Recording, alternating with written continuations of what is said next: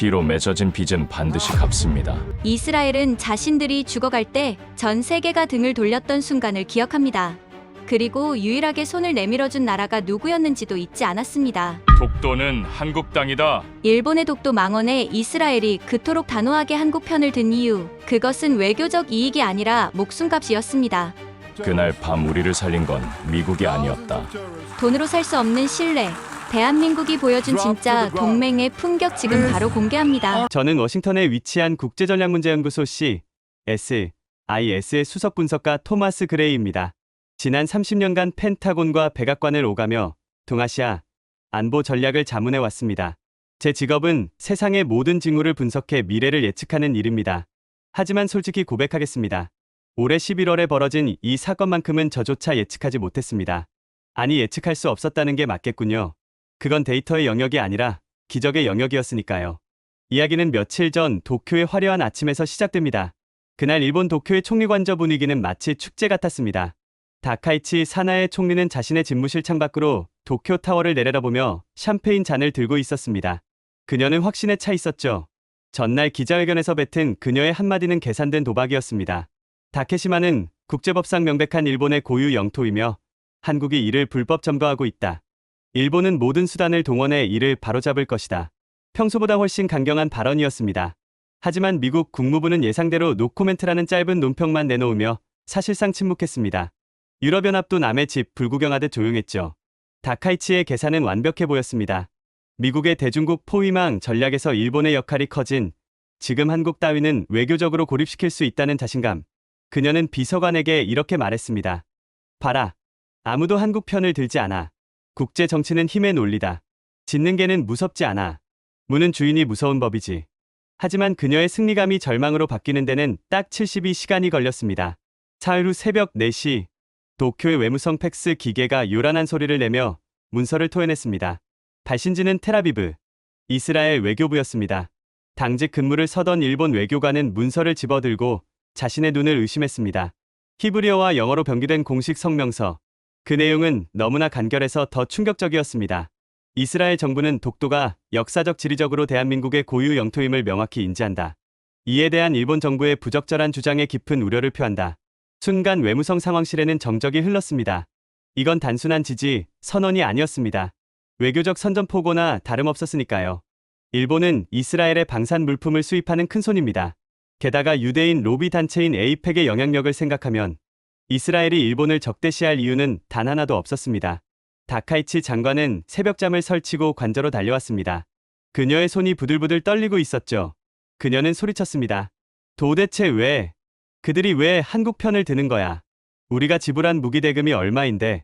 모사드가 미친 건가? 아무도 대답하지 못했습니다. CSIS 사무실에서 이 소식을 접한 저 역시 멍하니 모니터만 바라봤으니까요. 지정학적 상식으로는 설명이 불가능했습니다. 이익을 좇는 국가가 이익을 버리고 의리를 택했다. 현대 외교사에서 그런 일은 일어나지 않습니다. 하지만 저는 분석가입니다. 결과가 있다면 반드시 원인이 있는 법이죠. 저는 이 비상식적인 사태의 원인을 찾기 위해 지난 1년간의 비공개 정보 보고서들을 뒤지기 시작했습니다. 수천 장의 문서를 넘기던 제 손이 멈춘 건 1년 전 10월 7일로 표시된 한 장의 위성 사진 때문이었습니다. 그 사진에는 이스라엘 남부 네바팀 공군기지의 활주로가 찍혀 있었습니다. 칠흑 같은 어둠 속에 희미하게 보이는 수송기 한 대, 꼬리날개에 선명하게 박힌 태극 마크. 순간 제 머릿속에서 모든 퍼즐이 맞춰지기 시작했습니다. 일본은 몰랐던 겁니다. 아니, 미국조차 까맣게 잊고 있었던 겁니다. 이스라엘이 국가 멸망의 위기에 처했을 때 전 세계가 등을 돌린 그 절망의 순간 유일하게 손을 내밀었던 나라가 누구였는지를 말입니다. 그 진실을 알기 위해서는 시계바늘을 1년 전 그날, 이스라엘 사람들이 검은 토요일이라고 부르는 작년 10월 7일로 돌려야 합니다. 자, 이제 그날로 돌아가 보겠습니다. 세상이 멈춘 그 순간으로. 작년 10월 7일 이스라엘 텔아비브. 국방부 지하 벙커인 키리아의 공기는 차갑게 얼어붙어 있었습니다. 데이비드 코엔 국방장관의 이마에는 식은땀이 비 오듯 흘러내리고 있었죠. 전면의 대형 스크린은 온통 붉은색 경고등으로 뒤덮여 있었습니다. 앵앵거리며 울리는 사이렌 소리가 벙커 안을 가득 채우고 있었습니다. 요격률 30% 미만. 다시 보고합니다. 아이언돔 요격률이 30% 밑으로 떨어졌습니다. 오퍼레이터의 목소리가 공포에 질려 갈라졌습니다. 믿을 수 없는 보고였습니다. 세계 최강의 방공망이라 불리던 아이언돔입니다. 요격률 90%를 자랑하던 강철 지붕이 종이장처럼 찢겨나가고 있었던 겁니다. 하마스는 예전과 달랐습니다. 그들은 이란에서 몰래 들여온 신형 로켓 5,000발을 동시에 쏘아 올렸습니다. 하늘을 새카맣게 뒤덮은 로켓들은 마치 살아있는 뱀처럼 불규칙하게 궤적을 그리며 날아왔습니다. 기존의 아이언돔 레이더는 이 변칙적인 움직임을 전혀 계산하지 못하고 있었습니다. 펑펑 쾅. 지상 위에서는 텔아비브의 고층 빌딩들이 화염에 휩싸이고 있었습니다. 시민들의 비명 소리가 방음벽을 뚫고 지하 벙커까지 들려오는 듯했습니다. 코엔 장관은 주먹으로 책상을 내리쳤습니다. 탄약이 부족한 게 아니야. 시스템이 멍청이가 된 거라고. 문제는 하드웨어가 아니라 소프트웨어. 정확히는 레이더의 두뇌 역할을 하는 반도체 모듈이었습니다. 구형 실리콘 기반의 반도체는 수천 개의 목표물이 동시에 변칙 기동을 하자 과부하가 걸려버린 겁니다. 연산 속도가 목표물의 속도를 따라잡지 못하는 상황. 이건 마치 눈을 가리고 날아오는 돌을 피하라는 것과 같았습니다. 코엔 장관은 즉시 워싱턴과 연결된 핫라인을 들었습니다. 수화기 너머로 미 국방부 펜타곤의 당직 장군 목소리가 들려왔습니다. 코엔 장관님 상황은 보고받았습니다. 저희가 최선을 다하고 있습니다. 최선 따위 필요 없어. 당장 차세대 레이더 모듈과 기술진을 보내줘. 지금 당장. 1분 1초가 급해. 하지만 돌아온 대답은 절망적이었습니다. 장관님 알다시피 그런 첨단 장비 반출은 의회 승인 사항입니다. 게다가 지금 워싱턴은 주말입니다. 긴급 승인을 받아도 운송까지 최소 닷새. 아니 일주일은 걸립니다. 닷새. 지금 우리 국민이 죽어가고 있는데 의회 도장을 받으라고. 당신들이 동맹국이 맞나. 절차는 절차입니다. 죄송합니다. 뚜뚜뚜. 전화가 끊겼습니다. 코엔 장관은 힘없이 수화기를 내려놓았습니다. 닷새라니. 닷새면 이스라엘은 지도에서 사라질 시간이었습니다. 미국은 거대했지만 너무 느렸고 유럽은 겁에 질려 있었습니다. 아무도 이 불타는 지옥 속에 손을 넣으려 하지 않았습니다. 벙커 안의 장군들이 모두 코엔 장관만 바라보고 있었습니다. 그들의 눈빛은 말하고 있었죠. 이제 우리는 죽은 목숨입니까? 그때였습니다. 구석에 앉아있던 모사드 국장 사라 벤 아미가 조용히 일어섰습니다. 그녀는 코엔 장관에게 다가가 낡은 서류 파일 하나를 내밀었습니다. 파일 겉면에는 히브리어로 프로젝트 예리코라고 적혀 있었습니다. 장관님 방법이 하나 있습니다. 하지만 위험합니다. 위험하다고. 지금 나라가 망하게 생겼는데 위험 따위가 문제야. 사라 국장은 낮은 목소리로 말했습니다. 미국보다 빠르고 일본보다 정밀한 기술을 가진 나라가 딱 하나 있습니다. 하지만 그 나라는 공식적으로 무기를 지원할 수 없는 법적 제약이 있습니다. 게다가 우리가 요청한다는 사실이 알려지면 주변 아랍국들이 전부 들고 일어날 겁니다. 코엔 장관은 파일을 낚아채듯 열었습니다. 첫 페이지에 있는 국기가 눈에 들어왔습니다. 태극기였습니다. 그리고 그 아래에 적힌 이름. 코드네임 고스트. 박준호. 코엔 장관은 잠시 망설였습니다. 한국. 반도체와 배터리를 잘 만드는 나라인 건 알지만 그들이 과연 이 복잡한 방공 시스템을 고칠 수 있을까? 그리고 무엇보다 전쟁 중인 국가의 무기급 기술을 몰래 보내주는 미친 짓을 감행할까? 하지만 선택의 여지가 없었습니다. 레이더 화면의 붉은 점들은 점점 더 텔아비브 중심부로 다가오고 있었으니까요. 코엔 장관은 떨리는 손으로 사라 국장이 건넨 위성 전화기를 들었습니다. 국가번호 +82. 신호음이 딱 2번 울리고 전화가 연결되었습니다. 박준호입니다. 저음의 차분한 목소리였습니다. 코엔 장관은 다급하게 외쳤습니다. 여기는 이스라엘 국방장관이다. 지금 우리에게 필요한 건 동정이 아니다. 해결책이다. 당신들이 가지고 있다는 그 차세대 모듈. 그리고 그걸 설치할 기술진. 지금 당장 보내줄 수 있나? 수화기 너머로 잠시 침묵이 흘렀습니다. 1초가 1년 같은 시간이었습니다. 만약 거절당한다면 이스라엘의 운명은 여기서 끝이었습니다. 그리고 들려온 대답은 코엔 장관의 예상을 완전히 빗나간 것이었습니다. 장관님 저희는 이미 짐을 싸고 있었습니다. 대통령께 보고하고 승인받는데 정확히 30분 걸립니다. 공항에서 엔진 예열 시작하겠습니다. 좌표를 불러주십시오. 코엔 장관은 자신의 귀를 의심했습니다. 뭐라고? 의회 승인은? 외교적 마찰은? 당신네 나라는 절차가 없나? 박준호의 목소리는 단호했습니다. 친구의 장례식에 갈 때는 절차를 따지지만 친구를 살리러 갈 때는 신발끈 묶을 시간도 아끼는 법입니다. 12시간. 딱 12시간만 버티십시오. 저희가 갑니다. 전화가 끊겼습니다. 코엔 장관은 멍하니 수화기를 들고 있었습니다. 미국이 닷새가 걸린다고 했던 일을 한국은 12시간 안에 하겠다고 했습니다. 과연 그게 가능할까요? 아니 저들은 도대체 무엇을 믿고 이런 결정을 내린 걸까요? 하지만 코엔 장관이 몰랐던 사실이 하나 있었습니다. 박준호가 말한 친구를 살리러 간다는 말. 그건 단순한 비유가 아니었습니다. 한국은 이미 알고 있었던 겁니다. 이스라엘의 아이언돔이 뚫리는 순간 다음 타깃은 바로 한국의 하늘이 될 거라는 사실을요. 그렇게 전 세계 정보망이 잠든 사이 유령 같은 작전이 시작되었습니다. 하지만 그들이 가져오겠다는 물건의 정체는 단순한 부품이 아니었습니다. 그건 일본이 그토록 자랑하던 소재 기술을 씹어먹고 미국조차 아직 상용화하지 못한 괴물 같은 기술의 집약체였습니다. 그리고 이 선택이 1년 뒤 일본 열도를 침몰시킬 거대한 나비효과의 시작이 될 줄은 그 벙커 안에 누구도 상상하지 못했습니다. 작년 10월 7일 오후 2시 30분 대한민국 공군기지 활주로 너머로 가을 햇살이 쏟아지고 있었습니다. 하지만 박준호의 얼굴에는 그늘이 드리워져 있었죠. 그는 특수 제작된 알루미늄 케이스를 꼭 껴안고 걸어가고 있었습니다. 케이스 안에는 대한민국 반도체 역사상 가장 중요한 물건이 들어 있었습니다. 코드네임 헤르메스 칩. 5나노 공정으로 제작된 지라갈륨 기반의 초고속 연산 반도체였습니다. 이 작은 칩 하나가 기존 실리콘 반도체 100개가 처리하는 연산을 동시에 해낼 수 있었죠. 그리고 가장 중요한 건 열에 강하다는 점이었습니다. 실리콘은 과부하가 걸리면 섭씨 150도에서 타버리지만 지라갈륨은 600도까지 버팁니다. 박준호 뒤로는 삼성전자와 LG 그리고 한화시스템에서 급파된 기술진 12명이 일렬로 따라오고 있었습니다. 각자 손에 든 가방 안에는 설치 도구와 암호화된 설계도가 들어 있었죠. 이들은 지난 석 달간 극비리에 이 순간을 준비해 왔습니다. 공군기지 관제탑 꼭대기층. 김진석 국방차관은 쌍안경을 들고 활주로를 내려다보고 있었습니다. 그의 옆에 선 공군 작전참모가 걱정스러운 표정으로 물었습니다. 차관님 정말 괜찮으실까요? 지금 중동 상공은 그야말로 전쟁터입니다.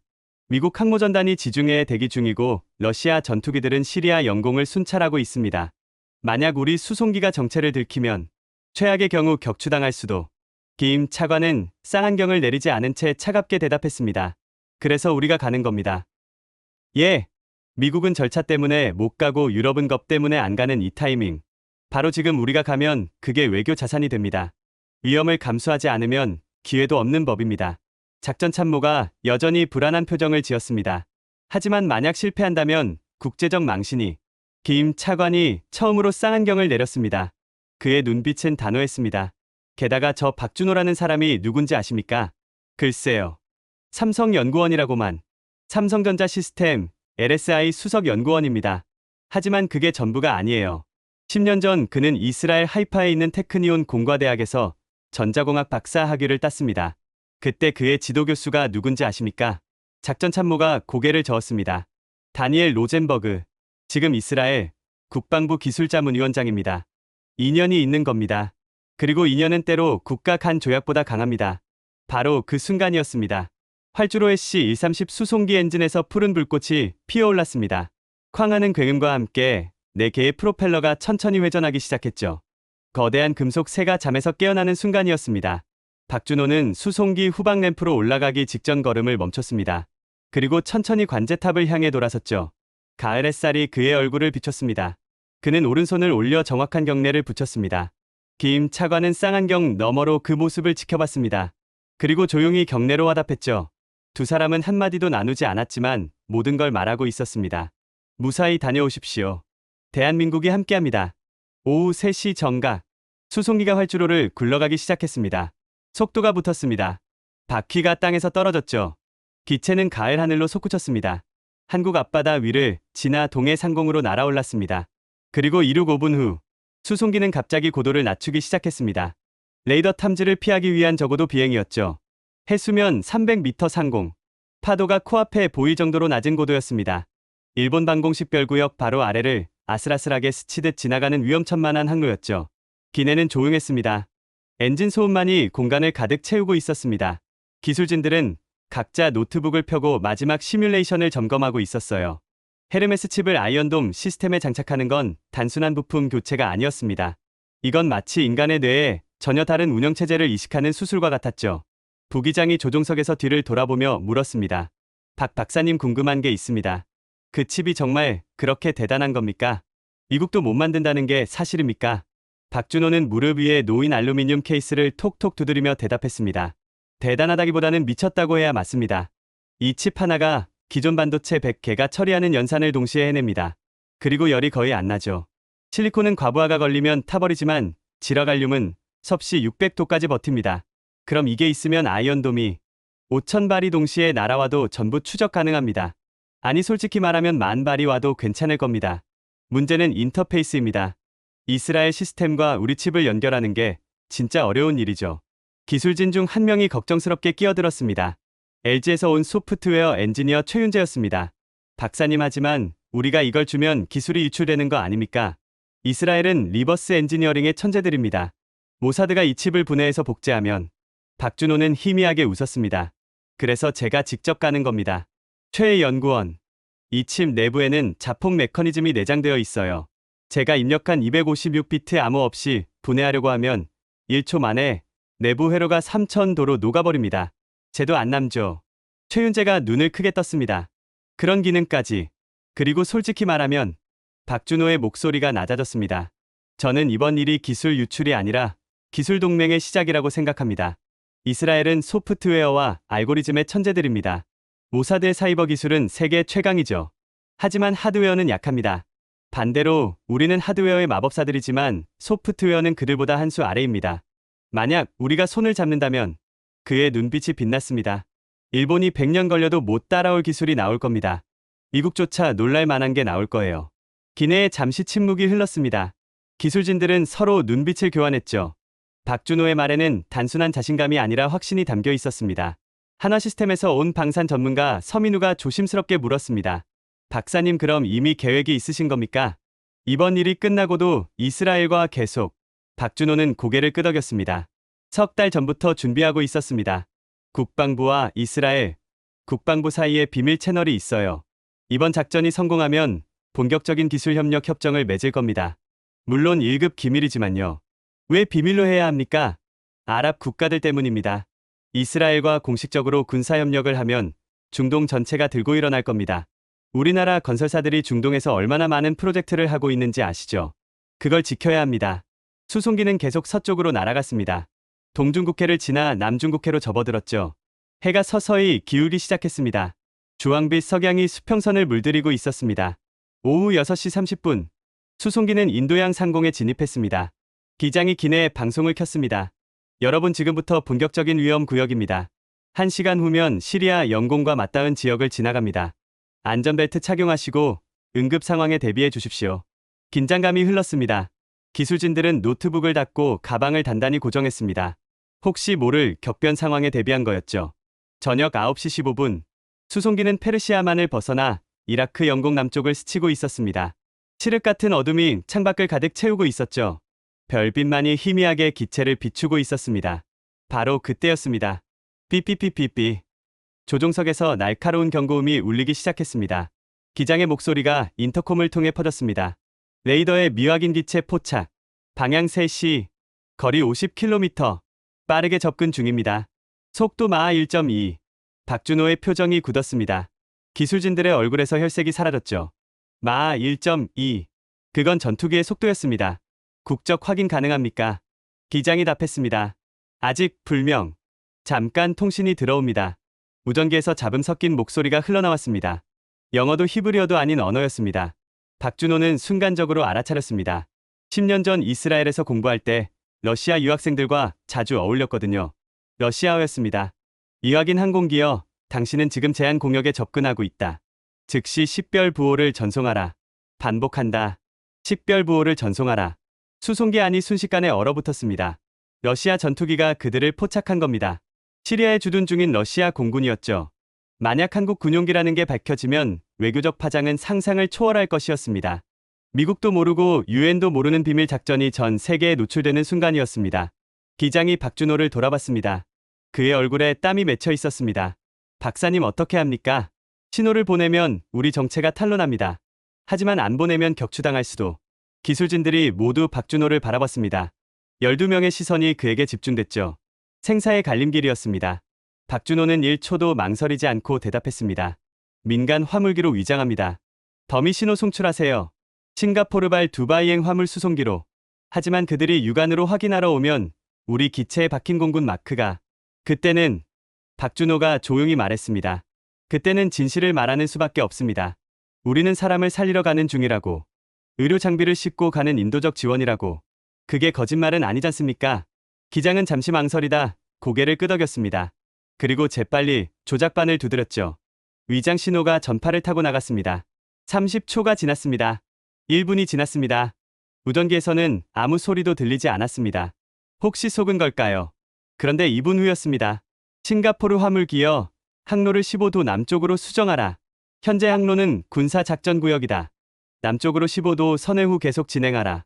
숨이 멎을 것 같았습니다. 러시아 조종사가 속아 넘어간 겁니다. 아니 정확히는 더 이상 추궁하지 않기로 한 거였죠. 기장이 안도의 한숨을 내쉬며 항로를 수정했습니다. 수송기는 천천히 남쪽으로 기술을 돌렸습니다. 레이더 화면에서 러시아 전투기의 점이 점점 멀어지기 시작했죠. 최윤재가 떨리는 목소리로 물었습니다. 살았습니까? 정말 산 겁니까? 하지만 박준호는 여전히 긴장을 풀지 않고 있었습니다. 그의 눈은 창밖을 응시하고 있었죠. 그리고 그의 직감은 틀리지 않았습니다. 5분 후 수송기 오른쪽 창문 밖으로 무언가가 나타났습니다. 달빛을 반사하는 금속 물체, 날카로운 실루엣, 수호이 35 전투기였습니다. 러시아 조종사는 위장 신호를 믿지 않았던 겁니다. 육안으로 직접 확인하러 온 거였죠. 전투기는 수송기와 나란히 날았습니다. 거리 50m. 조종석 안에 러시아 조종사 얼굴이 보일 정도로 가까웠습니다. 그는 헬멧 너머로 수송기를 자세히 살피고 있었죠. 그리고 그 순간 달빛이 수송기 꼬리를 비췄습니다. 태극 마크가 선명하게 드러났습니다. 기내가 다시 얼어붙었습니다. 들켰습니다. 완전히 들킨 겁니다. 무전기에서 러시아 조종사의 목소리가 흘러나왔습니다. 이번에는 영어였습니다. 한국 공군 수송기여 당신들은 지금 설명해야 할 것이 많다. 어디로 가는가? 무엇을 싣고 있는가? 그리고 왜 신원을 속였는가? 침묵이 흘렀습니다. 아무도 입을 열지 못했습니다. 박준호가 천천히 자리에서 일어났습니다. 그리고 조종석으로 걸어갔죠. 기장이 놀란 표정으로 그를 봤습니다. 박사님 뭐 하시려고? 제가 말하겠습니다. 박준호는 무전기를 받아들었습니다. 그리고 깊게 숨을 들이쉬었죠. 러시아 공군 조종사님, 저는 대한민국 기술진 박준호입니다. 우리는 지금 이스라엘 텔아비브로 향하고 있습니다. 무전기 너머로 냉소가 들렸습니다. 이스라엘. 그래 알겠다. 무기를 밀수하는 거지. 아닙니다. 우리는 사람을 살리러 갑니다. 무슨 소리인가? 박준호의 목소리는 흔들리지 않았습니다. 이스라엘의 방공 시스템이 무너졌습니다. 지금 이 순간에도 민간인들이 죽어가고 있습니다. 우리는 그 시스템을 고칠 기술을 가지고 갑니다. 싸우러 가는 게 아니라 구하러 가는 겁니다. 잠시 침묵이 흘렀습니다. 그리고 러시아 조종사가 다시 물었습니다. 증명할 수 있나? 박준호는 알루미늄 케이스를 들어 올렸습니다. 이게 전부입니다. 반도체 모듈 하나와 설치 도구, 그리고 기술진 12명. 우리는 무기를 싣고 있지 않습니다. 왜 한국이 이스라엘을 돕는가? 당신네는 아랍 국가들과도 거래하지 않나? 맞습니다. 하지만 친구가 죽어가는데 거래처를 따질 수는 없습니다. 박준호가 말을 이었습니다. 조종사님, 당신에게도 가족이 있지 않습니까? 만약 당신 가족이 불타는 집에 갇혀 있다면 당신은 어떻게 하시겠습니까? 절차를 따지시겠습니까? 아니면 달려가시겠습니까? 긴 침묵이 흘렀습니다. 전투기는 여전히 나란히 날고 있었습니다. 러시아 조종사의 얼굴은 헬멧 속에 가려져 보이지 않았죠. 그리고 30초 후 무전기에서 예상치 못한 대답이 들려왔습니다. 한국 수송기여, 나는 지금 아무것도 보지 못했다. 계속 진행하라. 네. 그리고 러시아 조종사의 목소리가 잠시 흔들렸습니다. 내 형제가 텔아비브에 산다. 그를 부탁한다. 박준호의 가슴이 뭉클해졌습니다. 약속드립니다. 우리가 꼭 지켜드리겠습니다. 수호이 35는 천천히 기술을 돌렸습니다. 그리고 달빛 속으로 사라졌죠. 수송기는 다시 혼자가 됐습니다. 기내에서 탄성이 터져 나왔습니다. 기술진들이 서로를 껴안았습니다. 살았습니다. 기적적으로 살아난 겁니다. 하지만 박준호는 웃지 않았습니다. 그는 여전히 창밖을 응시하고 있었죠. 그의 눈에는 새로운 결의가 타오르고 있었습니다. 서두릅시다. 우리가 늦으면 그 조종사의 형제도 위험합니다. 수송기는 속도를 높였습니다. 이제 남은 건 2시간. 2시간만 더 버티면 이스라엘 영공이었습니다. 다음날 새벽 3시 12분. 수송기는 이스라엘 남부 네바팀 공군기지 상공에 도착했습니다. 활주로의 조명이 사막의 어둠을 밝히고 있었죠. 기장이 착륙 허가를 요청했습니다. 네바팀 관제탑 여기는 한국 공군 특별 수송기입니다. 착륙 허가를 요청합니다. 허가합니다. 활주로 1번으로 직접 착륙하십시오. 환영합니다. 수송기가 천천히 고도를 낮췄습니다. 바퀴가 활주로에 닿았습니다. 쾅 하는 소리와 함께 기체가 흔들렸죠. 그리고 멈췄습니다. 12시간 18분. 박준호가 약속한 12시간을 18분 넘긴 시간이었습니다. 후방 램프가 내려갔습니다. 차가운 사막의 새벽 공기가 기내로 밀려 들어왔죠. 박준호는 알루미늄 케이스를 들고 가장 먼저 램프를 내려갔습니다. 활주로에는 한 사람이 서 있었습니다. 데이비드 코엔 국방장관이었습니다. 그는 밤새 한숨도 자지 않은 듯 눈이 충혈되어 있었죠. 하지만 그의 표정에는 안도와 감사가 가득했습니다. 박준호가 다가가 경례를 붙였습니다. 코엔 장관은 경례 대신 그를 끌어안았습니다. 당신들이 왔군요. 12시간. 정확히 약속을 지켰습니다. 18분 늦었습니다. 박준호가 조용히 말했습니다. 하지만 무사히 도착했습니다. 코엔 장관은 고개를 저었습니다. 18분이 아니라 18시간 늦었어도 감사했을 겁니다. 당신들은 방금 5,000km를 날아와 이스라엘의 운명을 구하러 온 겁니다. 그가 박준호의 손에 든 케이스를 보았습니다. 그게 헤르메스 칩입니다. 박준호가 케이스를 열었습니다. 검은 스펀지 사이에 놓인 작은 반도체 모듈, 4cm 정사각형의 작은 칩이었죠. 하지만 그 작은 칩 안에는 대한민국 반도체 기술 40년의 역사가 압축되어 있었습니다.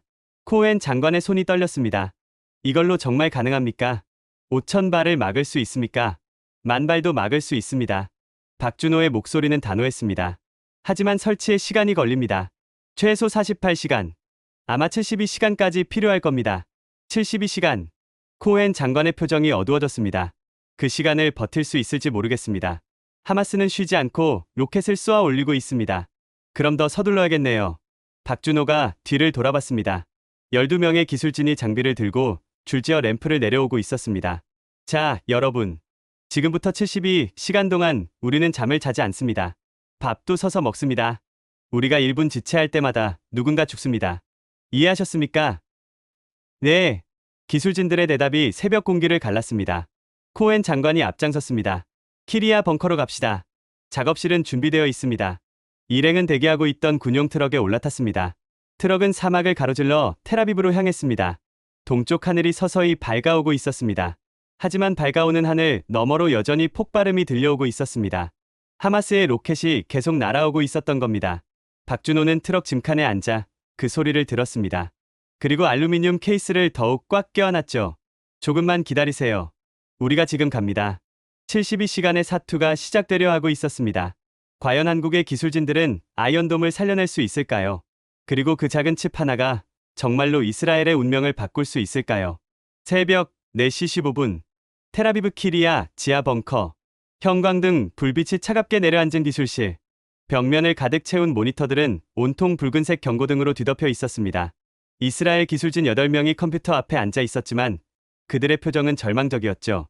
박준호와 한국 기술진이 기술실 문을 열고 들어섰습니다. 이스라엘 기술진이 일제히 돌아봤습니다. 그들의 눈빛에는 회의와 기대가 섞여 있었어요. 이스라엘 기술팀장 다니엘 로젠버그가 일어섰습니다. 박준호의 10년 전 지도교수였죠. 하지만 재회의 기쁨을 나눌 시간은 없었습니다. 다니엘은 곧장 본론으로 들어갔습니다. 준호 왔군. 상황은 최악이야. 요격률이 28%까지 떨어졌어. 지금 이 순간에도 텔아비브 북부에서 로켓이 떨어지고 있다고. 박준호는 고개를 끄덕이며 알루미늄 케이스를 작업대 위에 올려놓았습니다. 교수님 헤르메스 칩을 가져왔습니다. 이걸로 시스템을 완전히 교체해야 합니다. 다니엘이 케이스를 열었습니다. 작은 반도체 칩을 집어들고 불빛에 비춰봤죠. 그의 손이 미세하게 떨렸습니다. 질화갈륨 5나노 공정. 이게 정말 가능했어. 우리는 아직 7나노도 안정화 못 시켰는데 삼성이 석 달 전에 완성했습니다. 하지만 아직 상용화 전입니다. 이게 실전 투입되는 첫 케이스예요. 다니엘이 날카롭게 물었습니다. 검증은 됐나? 만약 실전에서 오작동하면 시뮬레이션으로는 10만 번 테스트했습니다. 실패율 제로였어요. 하지만 교수님 말씀이 맞습니다. 실전은 다르죠. 그래서 제가 여기 온 겁니다. 최윤재가 노트북을 펴들고 다가왔습니다. 박사님 일단 현재 아이언돔 시스템 구조를 봐야 할 것 같습니다. 인터페이스 호환성부터 체크해야죠. 이스라엘 기술진 중 한 명이 키보드를 두드렸습니다. 중앙 모니터에 복잡한 시스템 다이어그램이 떴습니다. 아이언돔의 내부 구조였죠. 박준호는 다이어그램을 보는 순간 표정이 굳었습니다. 이건 문제가 있나? 인터페이스가 완전히 다릅니다. 우리 칩은 파이썬 3.11 기반인데 이스라엘 시스템은 자바 레거시로 짜여 있네요. 이걸 연결하려면 다니엘이 한숨을 내쉬었습니다. 처음부터 다시 짜야 한다는 말이지. 그렇습니다. 기술실에 무거운 침묵이 흘렀습니다. 처음부터 다시 짠다는 건 단순히 칩을 교체하는 수준이 아니었습니다. 아이언돔 전체 운영체제를 재구축해야 한다는 뜻이었죠. 서민우가 조심스럽게 물었습니다. 그럼 시간이 얼마나 걸립니까? 박준호는 시계를 봤습니다. 원래 계획은 72시간이었습니다. 사흘입니다. 사흘. 다니엘이 벽에 모니터를 가리켰습니다. 사흘이면 텔아비브가 폐허가 돼. 하루에 1000발씩 로켓이 날아오고 있어. 지금 요격률로는 700발이 그대로 떨어진다는 뜻이야. 박준호는 입술을 깨물었습니다. 그리고 단호하게 말했습니다. 그럼 계획을 바꿉니다. 48시간 안에 끝냅니다. 이틀입니다. 하루를 당겨야 합니다. 그래야 테스트 시간이 확보됩니다. 미쳤어. 48시간은 교수님 우리는 이미 12시간 만에 5000km를 날아왔습니다. 48시간 안에 시스템 하나 못 고칠 리 없습니다. 다니엘은 씁쓸하게 웃었습니다. 여전하구나. 좋아. 48시간이다. 시작하자. 그렇게 지옥 같은 48시간이 시작되었습니다. 첫 12시간은 하드웨어 작업이었습니다. 박준호 팀은 아이언돔의 중앙 제어 유닛을 완전히 분해했습니다. 수백 개의 케이블을 하나씩 빼냈죠. 기존의 실리콘 반도체 모듈을 제거하고 헤르메스 칩을 장착하는 작업이었습니다. 하지만 문제가 생겼습니다. 칩의 크기가 달랐던 겁니다.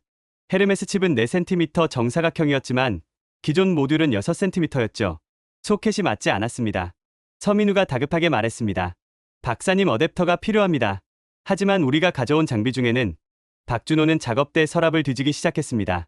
공구들이 바닥에 굴러다녔죠. 그리고 낡은 만능 소켓을 찾아냈습니다. 이거 씁시다. 연결만 되면 됩니다. 하지만 저건 규격도 안 맞고 규격은 나중 문제입니다. 일단 돌아가게 만드는 게 먼저예요. 박준호는 만능 소켓을 억지로 끼워 넣었습니다. 케이블을 하나하나 연결했죠. 손이 빨라졌습니다. 땀이 이마를 타고 흘러내렸습니다. 다음 24시간은 소프트웨어 작업이었습니다. 다니엘 팀은 거의 미친 속도로 코드를 제작성하고 있었습니다. 자바로 짜인 5만 줄의 코드를 파이썬으로 전환하는 작업이었죠. 하지만 중간에 치명적인 버그가 발견됐습니다. 레이더 신호 처리 알고리즘이 새 칩의 연산 속도를 따라가지 못했던 겁니다. 칩이 너무 빨라서 문제가 생긴 역설적인 상황이었어요. 최윤재가 모니터를 두드리며 소리쳤습니다. 안 됩니다. 이대로는 칩이 과부하 걸립니다. 버퍼를 늘려야 해요. 다니엘이 고개를 저었습니다. 버퍼를 늘리면 반응 속도가 느려져. 그럼 의미가 없어. 박준호가 끼어들었습니다. 비동기 처리로 바꿉시다. 칩의 코어를 6개로 분할해서 병렬 처리하는 겁니다. 그건 이론적으로만 가능해. 실제로 구현된 적이 제가 석 달 전에 테스트했습니다. 가능합니다. 박준호는 자신의 노트북을 열었습니다. 수천 줄의 코드가 화면을 가득 채웠죠. 이게 제가 짠 병렬 처리 알고리즘입니다. 이걸 이식하면 됩니다. 다니엘은 코드를 훑어봤습니다. 그의 눈이 점점 커졌습니다. 이건 천재적이야. 준호 너 언제 이걸? 석 달 전부터 준비했다고 했잖아요. 박준호는 씁쓸하게 웃었습니다. 교수님 사실 우리는 이 순간을 예상하고 있었습니다. 하마스가 언젠가 이런 공격을 할 거라는 정보가 있었어요. 그래서 미리 준비한 겁니다. 그럼 너희 정부는 모든 걸 알고 있었습니다. 그래서 박준호 코드네임 고스트 프로젝트가 만들어진 거예요. 다니엘은 잠시 말문이 막혔습니다. 한국 정부가 석 달 전부터 이스라엘을 구할 준비를 하고 있었다는 뜻이었습니다. 동맹도 아닌 나라를 위해서 말이죠. 왜? 너희는 왜 우리를 돕는 거지? 박준호는 코드를 복사하며 대답했습니다. 이스라엘의 하늘이 뚫리면 다음은 한국의 하늘입니다. 북한이 똑같은 전술을 쓸 겁니다. 우리는 우리 자신을 지키기 위해 여기 온 거예요. 그리고 그가 잠시 멈췄습니다. 친구니까요. 다니엘의 눈시울이 붉어졌습니다. 마지막 12시간은 통합 테스트였습니다. 하드웨어와 소프트웨어를 합치는 작업이었죠. 시스템을 재부팅했습니다. 모니터들이 하나씩 켜지기 시작했습니다. 하지만 메인 화면은 여전히 검은색이었습니다. 안 됩니다. 부팅이 안 돼요. 서민우가 다급하게 외쳤습니다. 박준호는 중앙 유닛으로 달려갔습니다. 케이블 연결부를 하나하나 확인했죠. 그리고 문제를 발견했습니다. 전원 케이블 하나가 제대로 꽂히지 않았던 겁니다. 여기였어. 박준호는 케이블을 빼고 다시 꽂았습니다. 딸깍하는 소리와 함께 완전히 들어갔습니다. 다시 시도합니다. 재부팅. 10초가 지났습니다. 20초. 30초. 그리고 메인 화면이 켜졌습니다. 초록색 불빛이 모니터를 가득 채웠습니다. 시스템 정상 작동. 레이더 온라인. 미사일 배터리 연결 완료. 환호성이 터져 나왔습니다. 기술진들이 서로를 껴안았습니다. 48시간 만의 기적이었습니다. 하지만 박준호는 웃지 않았습니다. 아직 끝난 게 아닙니다. 실전 테스트를 해야 합니다. 다니엘이 코엔 장관에게 전화를 걸었습니다. 장관님, 시스템 재부팅 완료했습니다. 실전 투입 가능합니다. 코엔 장관의 목소리가 떨렸습니다. 정말인가? 정말 작동하는 건가? 그건 실전에서 확인해야 합니다. 그날 정오, 텔아비브 상공. 작전 지휘실의 모니터에는 실시간 레이더 영상이 띄워져 있었습니다. 박준호와 다니엘, 그리고 코엔 장관이 화면을 응시하고 있었죠. 오퍼레이터가 보고했습니다. 하마스 로켓 발사 감지. 가자 지구에서 발사됐습니다. 숫자는, 그의 목소리가 떨렸습니다. 3,000발입니다. 작전실이 얼어붙었습니다. 3,000발. 하마스가 총력전을 시작한 겁니다. 레이더 화면에 빨간 점들이 떠올랐습니다. 수천 개의 점이 물결처럼 텔아비브를 향해 몰려오고 있었죠. 코엔 장관이 물었습니다. 요격 가능합니까? 오퍼레이터가 컴퓨터를 두드렸습니다. 시스템이 목표물을 추적 중입니다. 연산 중. 연산 중. 화면의 빨간 점 하나하나에 초록색 태그가 붙기 시작했습니다. 1번, 2번, 3번. 숫자가 빠르게 올라갔습니다. 100, 200, 500, 1000. 박준호는 숨을 죽이고 지켜봤습니다. 헤르메스 칩이 제대로 작동하고 있었습니다. 3,000개의 목표물을 동시에 추적하고 있었죠. 요격 순서 결정 완료. 미사일 배터리 준비 완료. 코엔 장관이 명령했습니다. 발사. 텔아비브 곳곳에서 아이언돔 미사일들이 치솟았습니다. 하얀 연기를 뿜으며 하늘로 날아올랐죠. 수백 개의 미사일이 동시에 발사됐습니다. 하늘에서 불꽃이 피어오르기 시작했습니다. 펑펑펑 연속적인 폭발음이 도시를 뒤흔들었습니다. 하마스 로켓들이 공중에서 유격되고 있었던 겁니다. 모니터의 빨간 점들이 하나씩 사라지기 시작했습니다. 초록색 태그가 붙은 점들이 폭발과 함께 사라졌죠. 오퍼레이터가 숫자를 불렀습니다.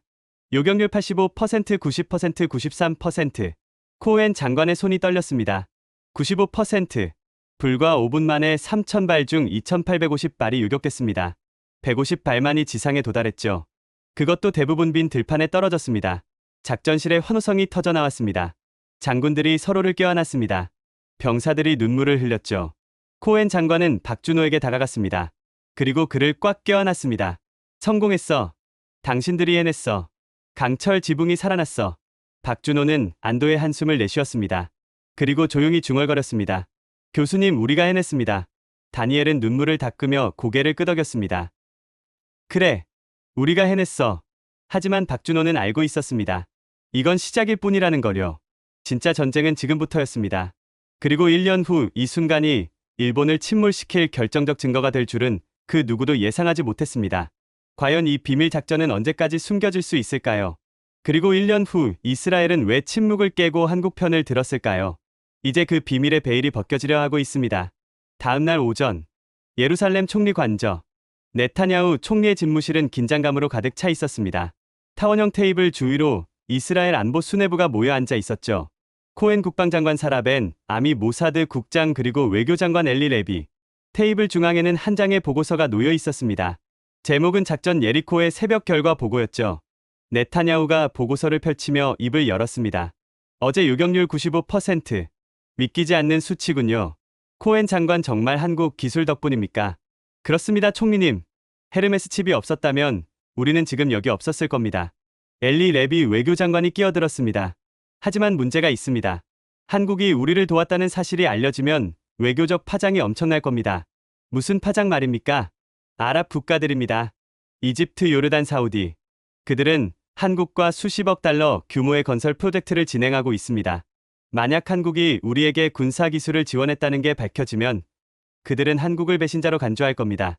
사라 국장이 덧붙였습니다. 뿐만 아니라 이란도 가만히 있지 않을 겁니다.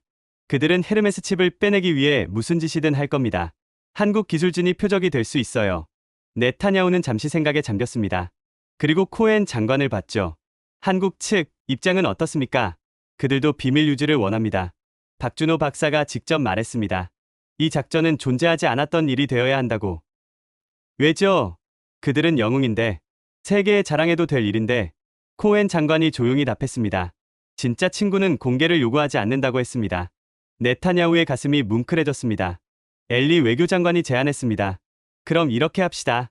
공식 기록에는 미국 기술 지원으로 아이언돔을 업그레이드했다고 발표하는 겁니다. 미국도 싫어하지 않을 거예요. 오히려 자신들의 체면이 서니까 한국은 동의할까요? 코엔이 고개를 끄덕였습니다. 이미 확인했습니다. 그들은 아무 문제 없다고 했습니다. 네타냐후는 보고서를 덮었습니다. 좋습니다. 이 작전은 1급 기밀로 분류합니다. 참여한 모든 인원은 30년간 함구 서약을 하고 공식 기록은 미국 지원으로 정정합니다. 그가 잠시 멈췄다가 덧붙였습니다. 하지만 우리는 기억해야 합니다. 언젠가 한국이 우리 도움이 필요한 순간이 온다면 우리는 주저없이 나서야 합니다. 이건 명령이 아니라 도리입니다.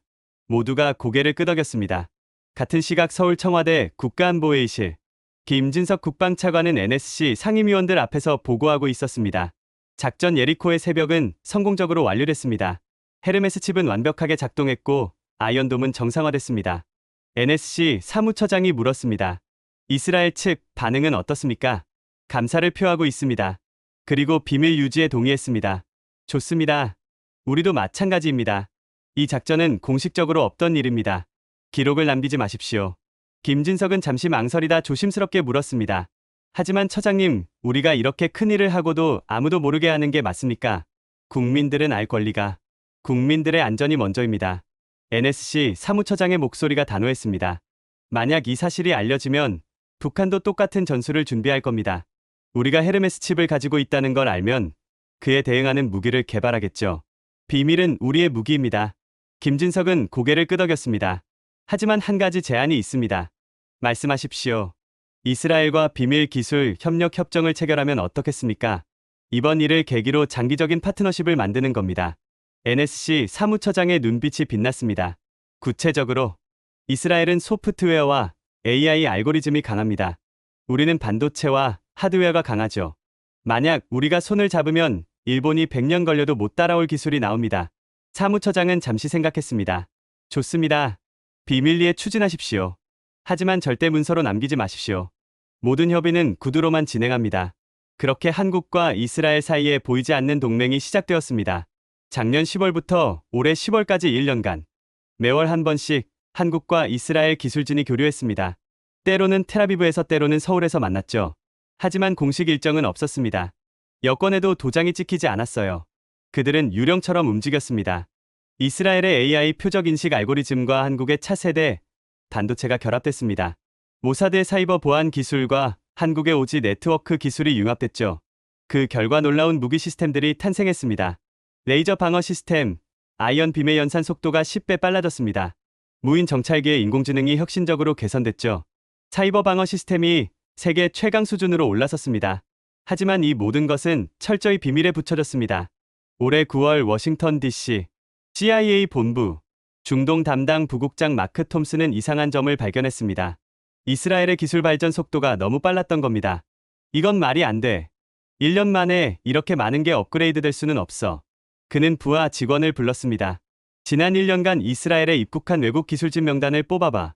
특히 동아시아 쪽을. 일주일 후 보고서가 올라왔습니다. 하지만 이상했습니다. 공식 기록에는 아무것도 없었던 겁니다. 이상해.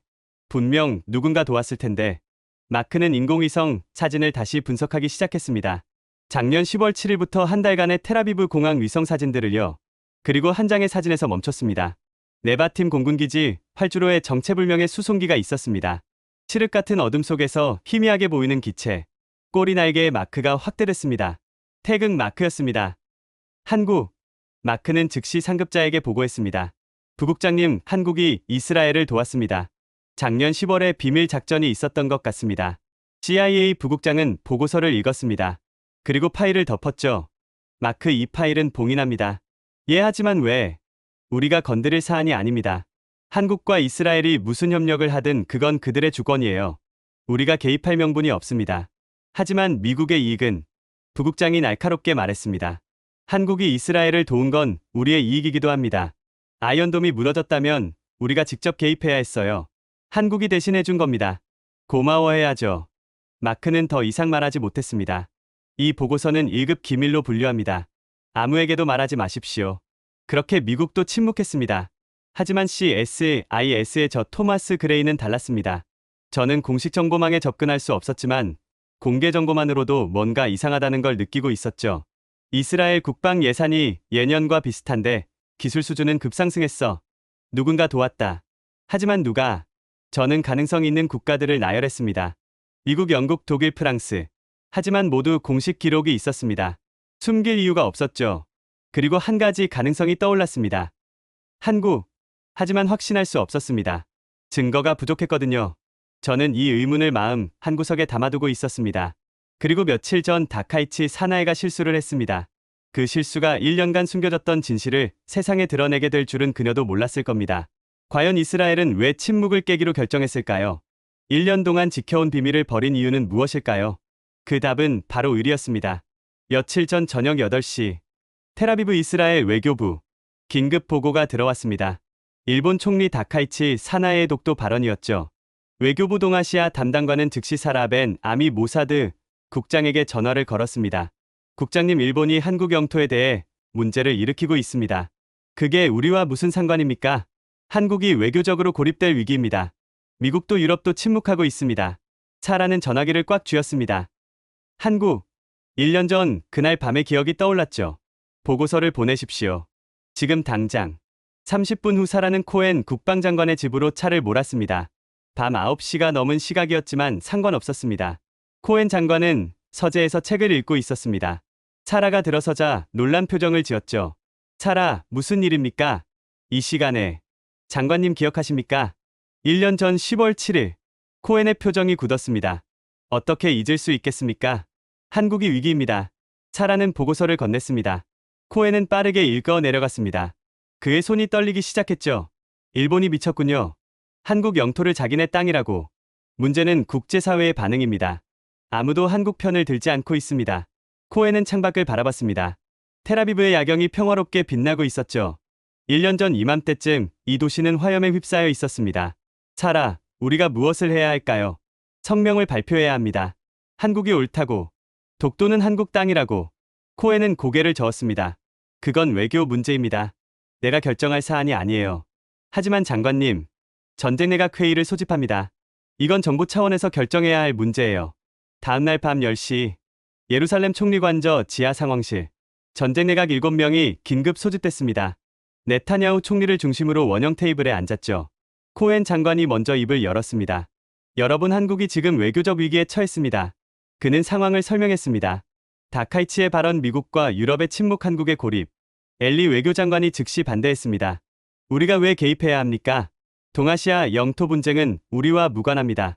무관하지 않습니다. 코엔의 목소리가 높아졌습니다. 1년 전 한국이 우리를 구했습니다. 기억하십니까? 물론 기억합니다. 하지만 그건 비밀 작전이었습니다. 우리가 성명을 내면 그 비밀이 드러날 수 있습니다. 재무장관 모세 카론이 끼어들었습니다. 게다가 일본은 우리의 중요한 무기 수입국입니다. 작년 한 해만 30억 달러어치를 구매했어요. 그들과 관계를 망칠 수는 없습니다. 사라, 국장이 조용히 말했습니다. 그럼 우리는 돈 때문에 친구를 배신하는 겁니까? 친구라니. 한국과 우리는 공식 동맹도 아닙니다. 코엔 장관이 책상을 쳤습니다. 공식 동맹이 아니라고요. 모세 장관, 1년 전 10월 7일 우리가 죽어갈 때 공식 동맹인 미국은 닷새가 걸린다고 했습니다. 유럽은 아예 오지도 않았어요. 그런데 한국은 12시간 만에 왔습니다. 비공식이라는 이유로 외면하라고요. 테이블이 조용해졌습니다. 코엔이 계속 말했습니다. 여러분, 저는 그날 밤을 기억합니다. 박준호라는 한국 박사가 말했어요. 친구를 살리러 갈 때는 신발끈 묶을 시간도 아낀다고. 그들은 전쟁터에 뛰어들 각오로 여기 왔습니다. 사라가 덧붙였습니다. 그리고 그들은 1년 동안 침묵했습니다. 세계에 자랑할 수 있는 일을 아무에게도 말하지 않았어요. 우리를 지키기 위해서였습니다. 네타냐후 총리가 처음으로 입을 열었습니다. 갈란트 차관, 당신 의견은 무엇입니까? 요아브 갈란트 국방차관은 지금까지 침묵하고 있었습니다. 그는 군 출신 강경파로 유명했죠. 모두가 그의 반대를 예상했습니다. 하지만 갈란트는 조용히 말했습니다. 총리님, 저는 찬성합니다. 테이블의 시선이 그에게 집중됐습니다. 1년 전 제 아들이 텔아비브에 있었습니다. 공군 조종사였죠. 그날 밤 로켓이 떨어질 때 저는 기도했습니다. 제 아들만은 살려달라고. 갈란트의 목소리가 떨렸습니다. 그리고 한국 기술진이 아이언돔을 고쳤습니다. 제 아들은 살았어요. 한국이 구해준 겁니다. 그는 테이블을 천천히 둘러봤습니다. 저는 군인입니다. 군인은 빚을 갚습니다. 특히 목숨의 빚은요. 엘리 외교장관이 말했습니다. 하지만 우리가 성명을 내면 일본이 어쩔 건데요? 갈란트의 목소리가 차가웠습니다. 무기를 안 팔 겁니까? 그들이 우리에게 파는 게 아니라 우리가 사주는 겁니다. 우리가 안 사면 그들이 곤란해요. 게다가 우리 무기는 세계 최고입니다. 일본이 필요한 건 우리 기술이에요. 네타냐후가 끼어들었습니다. 그래도 외교적 파장은 총리님, 코엔이 조용히 말했습니다. 만약 우리가 지금 침묵한다면 우리는 무엇을 잃는 겁니까? 돈입니까? 아니면 우리의 영혼입니까? 네타냐후는 잠시 말이 없었습니다. 우리 유대인은 2000년간 박해를 받았습니다. 아무도 우리 편을 들어주지 않았죠. 그래서 우리는 압니다. 친구가 얼마나 소중한지를요. 사라가 덧붙였습니다. 그리고 총리님 한 가지 더 있습니다. 만약 우리가 지금 한국을 돕는다면 그들은 영원히 우리를 기억할 겁니다. 이건 30억 달러로 살 수 없는 신뢰입니다. 네타냐후는 천천히 고개를 끄덕였습니다. 투표하겠습니다. 한국 지지 성명 발표에 찬성하는 분은 손을 들어주십시오. 코엔 장관이 먼저 손을 들었습니다. 사라 국장이 따랐죠. 갈란트 차관도 손을 들었습니다. 잠시 침묵이 흘렀습니다. 그리고 네타냐후 자신이 손을 들었습니다. 저도 찬성합니다. 교육장관과 내무장관도 손을 들었습니다. 7명 중 5명이 찬성이었습니다. 결정됐습니다. 성명을 발표합니다. 엘리 외교장관이 마지막으로 물었습니다. 어떤 내용으로 하시겠습니까? 네타냐후가 말했습니다. 간단 명료하게. 독도는 역사적 지리적으로 한국의 고유 영토다. 일본의 주장은 부적절하다. 이 정도면 충분합니다. 이유는 밝히지 않습니까? 밝히지 않습니다.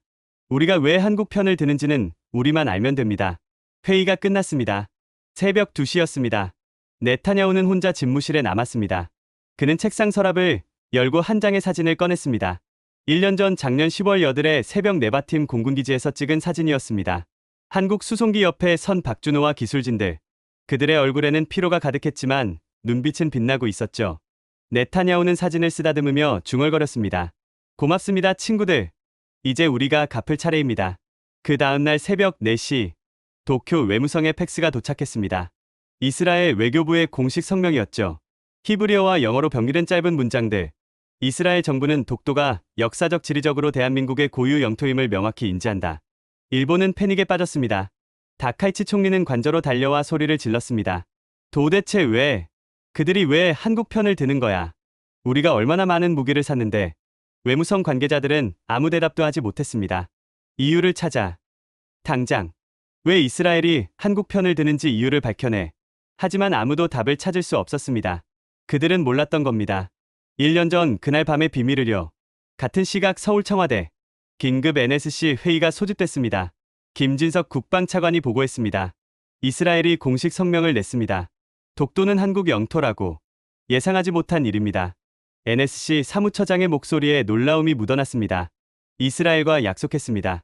1년 전 작전은 영원히 비밀로 하기로요. 그런데 왜 그들이 움직인 겁니까? 김진석이 조용히 말했습니다. 빚을 갚는 겁니다, 처장님. 뭐라고요? 그들은 우리가 침묵한 1년을 기억합니다. 그리고 지금 우리가 위기니까 나선 거예요. 친구니까요. NSC 사무처장은 잠시 말이 없었습니다. 이스라엘에 감사 전문을 보내십시오. 비공식으로. 알겠습니다. 워싱턴 DC CSIS 사무실. 저 토마스 그레이는 뉴스를 보고 있었습니다. 이스라엘의 성명 발표 소식이었죠. 이상해. 이스라엘이 왜? 저는 1년간 모아온 자료들을 꺼냈습니다. 이스라엘의 급격한 기술 발전 네바팀 공군기지의 한국 수송기 사진. 설마. 퍼즐이 맞춰지기 시작했습니다. 한국이 1년 전에 이스라엘을 도왔다. 그래서 이스라엘이 지금 한국을 돕는 거야. 저는 즉시 보고서 작성을 시작했습니다. 30년 분석과 경력 중 가장 중요한 보고서가 될 것 같았습니다. 제목은 이렇게 적었습니다. 침묵의 동맹. 한국과 이스라엘의 비밀 협력이 바꾼 중동 안보. 하지만 이 보고서를 완성하기까지는 아직 며칠이 더 필요했습니다. 더 많은 증거가 필요했거든요. 그리고 그 증거는 예상치 못한 곳에서 나타날 예정이었습니다. 과연 일본은 이 충격에서 회복할 수 있을까요? 그리고 미국은 이 모든 진실을 알게 될까요? 이제 마지막 장면이 펼쳐지려 하고 있습니다. 그 다음날 오전 9시. 도쿄 총리관저. 다카이치 사나에는 72시간 만에 완전히 다른 사람이 되어 있었습니다. 며칠 전 샴페인을 들고 승리를 자축하던 그 여자는 온데간데 없었죠. 지금 그녀의 얼굴은 창백했고 눈 밑에는 다크서클이 짙게 드리워져 있었습니다. 관저 회의실에는 일본 외교 안보 수뇌부가 모여 있었습니다. 하지만 아무도 입을 열지 못했습니다. 다카이치가 떨리는 목소리로 물었습니다. 이유를 찾았습니까? 이스라엘이 왜 한국 편을 드는지. 외무성 차관이 고개를 저었습니다. 아직 파악하지 못했습니다, 총리님. 모사드도 침묵하고 있고 이스라엘 외교부도 우리 전화를 받지 않습니다. 미국은요? 미국은 뭐라고 합니까? 국무부도 노코멘트입니다. 다카이치는 주먹으로 책상을 내리쳤습니다. 이게 말이 됩니까? 우리가 작년 한 해만 이스라엘에 30억 달러를 쏟아부었어요.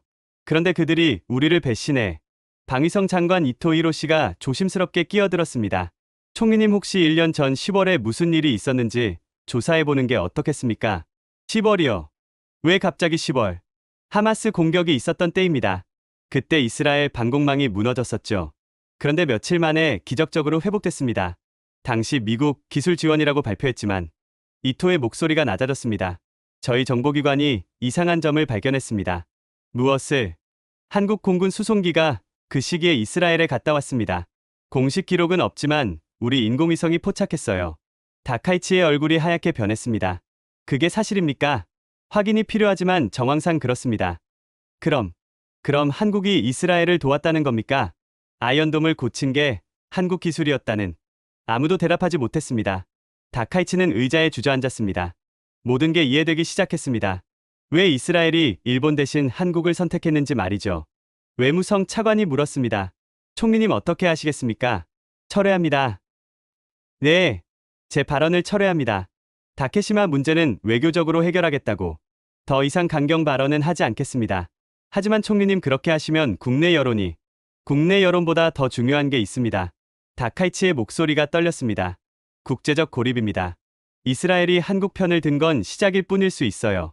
만약 다른 나라들도 따라오면, 만약 미국조차 우리 편이 아니라면 회의실이 무거운 침묵에 잠겼습니다. 같은 날 오후 워싱턴 DC 펜타곤 긴급정보 분석 회의가 열렸습니다. 참석자는 국방부 정보국장 CIA 중동 담당, 그리고 저 토마스 그레이였죠. 정보국장이 회의를 시작했습니다. 여러분 이스라엘의 성명 발표 건을 논의하겠습니다. 토마스 당신이 보고서를 준비했다고 들었습니다. 저는 고개를 끄덕이며 프로젝터를 켰습니다. 네 국장님. 지난 1년간 제가 수집한 정보들을 종합한 결과입니다. 첫 번째 슬라이드가 떴습니다. 작년 10월 7일 네바팀 공군기지 위성 사진이었죠. 이건 하마스 공격 당일 밤 이스라엘 남부 공군기지입니다. 보시면 정체불명의 수송기가 있습니다. 사진을 확대했습니다. 태극 마크가 선명했습니다. 한국 공군 수송기입니다. CIA 담당관이 끼어들었습니다. 토마스 그건 우리도 알고 있습니다. 하지만 공식 기록에는 없다는 거 압니다. 그게 포인트입니다. 이건 완전히 비공식 작전이었어요. 저는 다음 슬라이드를 넘겼습니다. 이건 같은 시기 이스라엘 기술 발전 그래프입니다. 10월 열흘을 기점으로 급상승합니다. 특히 방공 시스템 분야에서요. 당시 미국이 지원했다고 발표하지 않았나요? 그게 거짓말입니다. 저는 단호하게 말했습니다. 우리 국방부 기록을 확인했습니다. 10월에 이스라엘로 간 기술 지원팀은 없었어요. 장비 반출 기록도 없습니다. 정보국장의 표정이 굳었습니다. 그럼 누가 아이언돔을 고친 겁니까? 한국입니다. 다음 슬라이드. 삼성전자 기술 개발 타임라인이 떴습니다. 한국은 작년 7월에 지라갈륨 기반 5나노 반도체를 완성했습니다. 헤르메스 칩이라는 코드네임이죠. 이게 아이언돔에 들어갔을 가능성이 큽니다. CIA 담당관이 물었습니다. 증거가 있습니까? 정황 증거만 있습니다. 하지만 모든 퍼즐이 맞아떨어집니다. 저는 마지막 슬라이드를 보여줬습니다. 그리고 가장 결정적인 건 이겁니다. 이스라엘이 72시간 만에 한국을 선택한 이유. 그들은 1년 전에 빚을 갚은 겁니다. 회의실이 조용해졌습니다. 정보국장이 한숨을 쉬었습니다. 토마스 당신 분석이 맞다면 우리는 큰 실수를 한 겁니다. 무슨 실수 말입니까? 한국을 과소평가했다는 겁니다. 우리가 닷새 걸린다고 했을 때 한국은 12시간 만에 해냈어요. 그리고 1년 동안 침묵했습니다. 이건 정보국장이 말을 멈췄습니다. 이건 진짜 동맹의 모습입니다. CIA 담당관이 조심스럽게 물었습니다. 그럼 우리는 어떻게 해야 합니까? 아무것도 하지 않습니다. 정보국장의 대답이 단호했습니다. 이건 한국과 이스라엘 사이의 일입니다. 우리가 개입할 명분도 없고 필요도 없어요. 오히려 우리는 한국에게 고마워해야 합니다. 그들이 대신 일을 처리해줬으니까. 저는 조심스럽게 제안했습니다. 하지만 국장님 이 사실을 공개하는 건 어떻습니까? 한국의 기여를 세계에 알리는 거죠. 안 됩니다. 정보국장이 고개를 저었습니다. 한국과 이스라엘이 1년 동안 침묵한 이유가 있을 겁니다. 우리가 함부로 공개하면 그들을 위험에 빠뜨릴 수 있어요. 이 보고서는 1급 기밀로 분류합니다. 저는 아쉬웠지만 고개를 끄덕였습니다. 그 주 안에 브뤼셀 유럽연합 본부, 뒤늦게 움직이기 시작한 곳이 있었습니다. 유럽이었죠. 유럽연합 외교안보 고위대표가 긴급 성명을 준비했습니다. 우리도 입장을 밝혀야 합니다. 이스라엘이 움직였는데 우리가 침묵하면 안 됩니다. 프랑스 외교장관이 동의했습니다. 한국은 우리의 중요한 파트너입니다. 반도체, 배터리, 조선, 모든 분야에서 협력하고 있죠. 우리는 한국 편을 들어야 합니다.